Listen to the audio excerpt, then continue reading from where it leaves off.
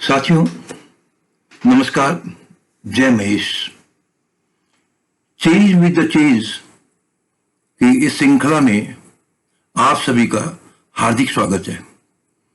जैसा कि आपको जानकारी है, हमारी 6 श्रृंखलाओं के बाद में 7वीं श्रृंखला में हमने मुख्य वक्ता के रूप में रमेश जी मर्दा के साथ एवं आदरणीय श्री रामपाल जी सोनी के मुख्य अतिथित्व में एक वेबिनार का आयोजन किया, जिसने अपार सफलता हासिल की। अब हम पुनः अपने कार्यक्रम की साइड में आ रहे हैं, जो हमने आपसे पहले भी कहा था कि 16 संस्कार सुसंस्कृत परिवार। इसके अंतर्गत में हम सबसे पहले पाणी ग्रहण संस्कार को ले रहे हैं। इसकी एक मुख्य वजह भी है। हमारे समाज में कहीं ना कहीं आज ये बहुत बड़ी समस्या हमें दिख रही है, क्योंकि इसमें कई तरह की चीजें सामने आ रही है। और इस बार इस कार्यक्रम को प्रस्तुत करने के लिए इसकी शुरुआत आदरणीय श्री जुगल किशोर जी सुमानी, जो कि प्रखर वक्ता भी हैं, लेखक भी हैं, उनकी कई पुस्तकें भी निकल चुकी है, आज वो आपके सम्मुख प्रस्तुत हो रहे हैं। तो आइए, श्री जुगल किशोर जी सुमानी, आपका बहुत बहुत स्वागत है चेंज विद द चेंज की श्रृंखला में। धन्यवाद। साथियों, आज भी अधिकांश मैत्री बंधु भारतवर्ष के छोटे छोटे गांवों में, कस्बों में और शहरों में रहते हैं। उन परिवारों के बच्चों की शादियों में बहुत दिक्कत आ रही है। मैं मानता हूं कि जो लड़की का पिता है वो चाहता है कि मेरी बच्ची कहीं बड़े शहर में जाए, पढ़े लिखे की साथ में उसकी शादी हो, अच्छा पैकेज हो। ये सब बातें उसके कल्पना में रहती है और वो रहना कोई गलत भी नहीं है। अपनी बच्ची के भविष्य के लिए वो सोचता है, वो सही सोचता है। लेकिन जब उसके बच्चे की शादी की बात आती है तो उसका पहला वाक्य होता है, मुझे कुछ नहीं चाहिए, मुझे तो कन्या चाहिए। लेकिन जिस तरह वो अपनी बच्ची को बड़े शहरों में देने का इच्छुक रहता है और वहीं देता है, तो उसी तरह अन्य बच्चियों के माँ बाप भी यही चाहते कि हमारी बच्चियां बड़े शहरों में जाए। तो बताइए कि छोटे शहर में रहने वाला बच्चा कैसे शादी कर पाएगा। ये हमारे तराजू के 2 पलड़े हैं। बच्ची का पलड़ा अलग है, बच्चे का पलड़ा अलग है।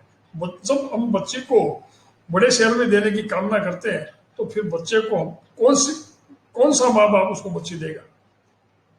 मैं इस विषय में मेरे कुछ सुझाव देना चाहता हूँ, आप उनको थोड़ा सोचिए और उसके ऊपर मैं ये चाहता हूँ कि आप मेरे से हमारे व्हाट्सएप ग्रुप के माध्यम से इस पर विचार विमर्श भी करें। जोधपुर में अखिल भारतवर्षीय मैत्री महासभा का जब महाधिवेशन हुआ था, उस समय मैं महासभा का कार्यालय मंत्री था। मैंने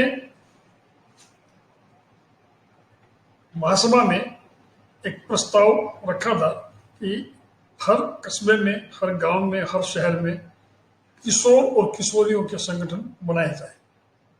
मैं आपको प्रैक्टिकली बता रहा हूं कि एक जगह हमने ये प्रयास किया, वहां पर किशोर और किशोरियों के संगठन बने, जबकि वहां सिर्फ 100 परिवार मैत्री परिवार वहां पर रहते।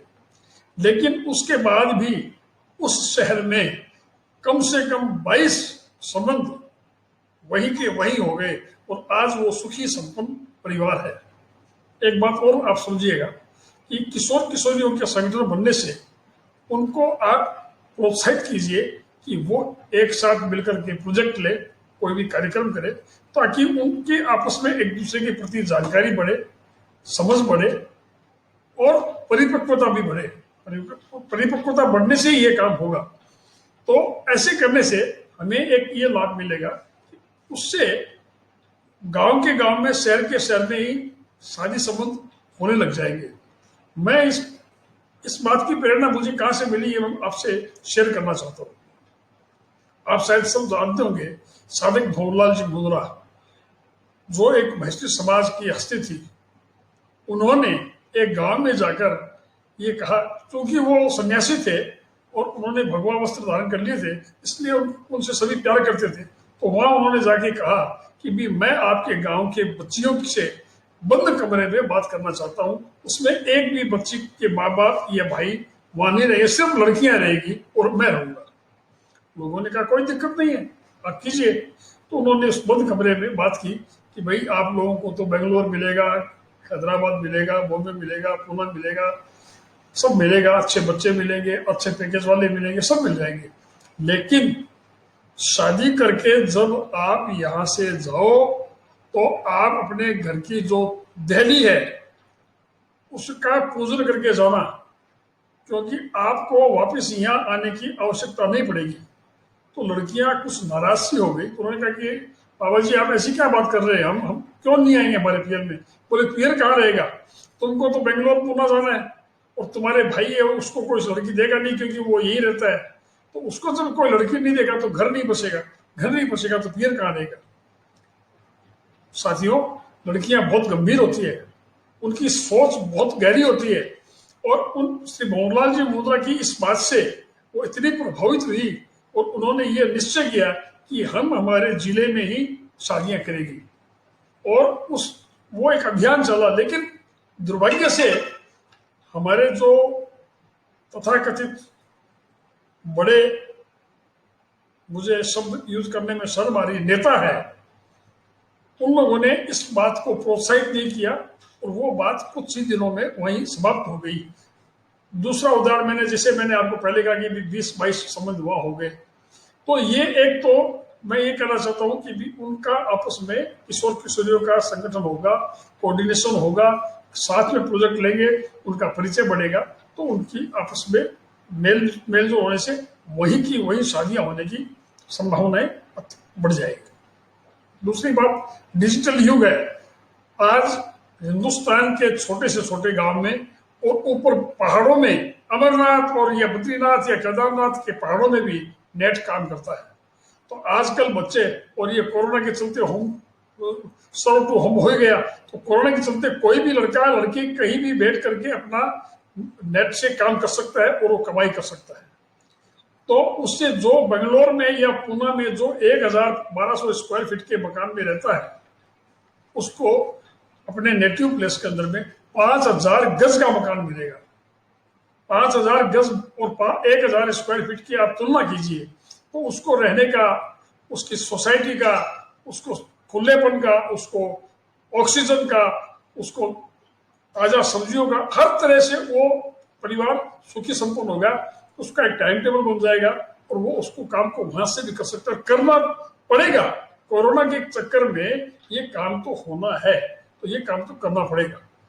साथियों, इस बात का प्रचार और प्रसार बहुत आवश्यक है। एक बात मैं और कहना चाहता हूं, खाली कमाई की दृष्टि से पढ़ाई करना, इसको मैं एजुकेशन बोलता हूं, पढ़ाई नहीं बोलता हूं, शिक्षा नहीं बोलता हूं। शिक्षा का मतलब होता है संस्कार, शिक्षा का मतलब होता है सुहृदयता, शिक्षा का मतलब होता है सेवा। लेकिन एजुकेशन का मतलब सिर्फ और सिर्फ कमाई होता है। उस कमाई के माध्यम से हम घर बसा लेते हैं, लेकिन उस 1200-1500 स्क्वायर फीट के मकान में न तो वो बच्चा अपने माँ बाप को ले जा सकता है, न उनको सेट कर सकता है। और नतीजा ये होता है कि माँ बाप गांव में बैठे रहते हैं और लास्ट के अंदर में वृद्धाश्रम में चले जाते हैं। आज जयपुर में वृद्धाश्रम है, पुष्कर में वृद्धाश्रम है, बहुत जगह वृद्धाश्रम है जहां मैथिली समाज के लोग रहते हैं। मैं उनसे मिलता हूँ, उनकी बातों को सुनता हूँ, तो उनकी एक ही बात है, मेरा बेटा कनाडा रहता है, मेरा बेटा अमेरिका रहता है, मेरा बेटा अमुक देश में रहता है, लेकिन वहां मेरे को कहाँ ले जाए, इसलिए मुझे यहाँ रहना पड़ता है। अब वो बाल बच्चेदार होकर भी वृद्धाश्रम में रहते हैं। मैं जानता हूँ कि वृद्धाश्रम में उनकी खूब सेवा होती है। मैथिली समाज का हर व्यक्ति सेवा के लिए बहुत तत्पर रहता है, लेकिन फिर भी अपना घर, अपना बेटा, अपनी बहू, अपने पोते पोती वो अपने ही होते हैं, वो सुख उनको वहां नहीं मिलता है। साथियों, शादी की उम्र भी बढ़ती जा रही है। शादी अगर हम ये मन में कर ले कि 21 से 23 वर्ष की लड़की की शादी कर देंगे और 23 से 25 वर्ष के लड़के की शादी कर देंगे, तो ये नहीं होना कोई संभव नहीं है, असंभव नहीं है, संभव है। और आपको एक बात बताऊं, आज जो लड़का 32-35 साल का, और जो लड़की 30-32 साल की होकर शादी करते हैं, उनके बेटा कब होगा, बहू कब आएगी, पोते पोते कब होंगे, इस बात की कल्पना कीजिए। आज हम लोगों ने 50 वर्ष की उम्र में हमारे बच्चों की शादियां हो गई, 52-53 वर्ष में हम दादा दादी बन गए, नाना नानी बन गए। ये चीज क्या अब संभव है? इसलिए शादियों को पढ़ने की, जहां तक पढ़ने की बात है, तो क्या शादी के बाद पढ़ाई नहीं हो सकती? बिल्कुल हो सकती है। इस बात का आप गौर कीजिए और इस बात को गंभीरता से लीजिए। मैं आप सबको आमंत्रित करता हूं कि हमारे इस व्हाट्सएप ग्रुप के माध्यम से आप अपने विचार भी रखें। ये कोई आवश्यक नहीं कि भी आप मेरी हर बात से सहमत हो, लेकिन मैं ये चाहता हूं कि इस पर एक गंभीर बहस हो और लंबी बहस हो, और लंबी बहस का जो रिजल्ट है वो अंतिम व्यक्ति तक पहुंचे, तब जाकर के ये समस्या हल होगी, ऐसा मेरा मानना है। हालांकि हमारे समाज के अंदर में बहुत से मैरिज ब्यूरो है, सेवार्थ काम करते हैं, निस्वार्थ काम करते हैं, लेकिन उसमें भी यही बात रहती है, मैं भी उसमें जुड़ा हुआ हूं, उसमें भी यही बात रहती है कि लड़के का पैकेज क्या है, लड़का कहाँ रहता है। ये जो प्रश्न है, इन प्रश्नों को हटाइए और शादियों को कीजिए। जन्म कुंडली की बातें हैं, इनको भी आप एक बार दरकिनार कीजिए, क्योंकि जो इंटरकास्ट मैरिज होती है उसके अंदर में कौन सी जन्म कुंडली मिलाते हैं। आज राजस्थान के अंदर में कितने गांवों में, कितने शहरों में हमारे मैथिली समाज के अंदर में अदर कास्ट की लड़कियां आ गई है। उनकी संख्या आप सुनेंगे तो चौंक जाएंगे, हजारों की संख्या हो गई है। एक एक गांव में सैकड़ों सैकड़ों शादियां हो गई है। क्या ये उचित है? क्या हमें हमारे सहजातीय, हमारे समाज के अंदर में मैथिली की शादी मैथिली में करने की हमें चिंता नहीं है? अगर ये चिंता हम करते हैं तो हमें इस पर विचार करना पड़ेगा। जय महेश, आप सबका दिन शुभ हो।